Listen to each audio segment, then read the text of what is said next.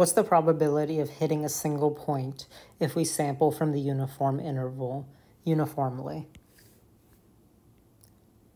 And by single point, I mean a fixed specific point that's specified up front.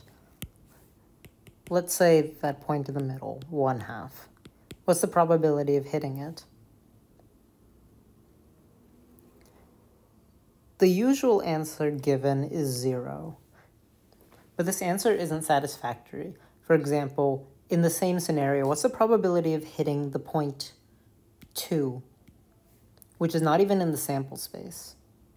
That's also 0.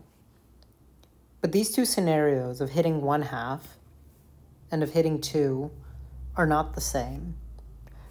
One of these is possible, and the other is not. The probability of hitting any given point between 0 and 1 is 0, but you have to hit some point. And their sum must be 1, since you will hit some point, and that exhausts all the sample space. The problem here is that the real number system is not fine-grained enough for this distinction. But this can be fixed. We can add infinitesimals to the real numbers, and this is called the hyperreals. And because I just wanted to make a short video, I'm not going to go into this at all. Sorry, guys.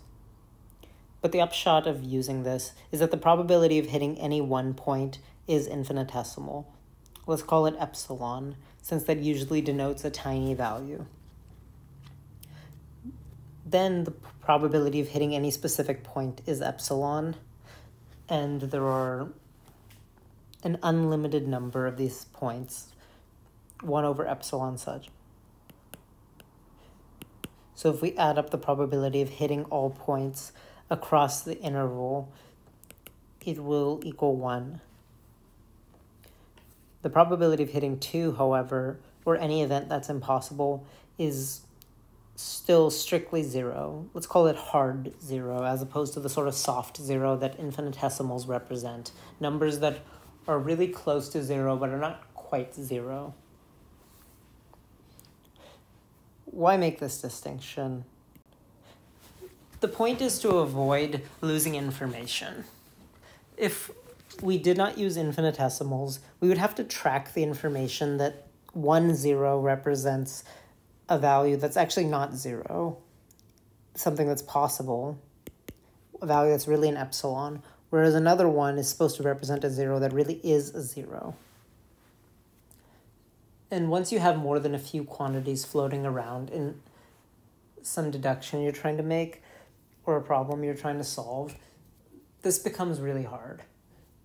Numbers are a great gift, and it's sinful not to use them.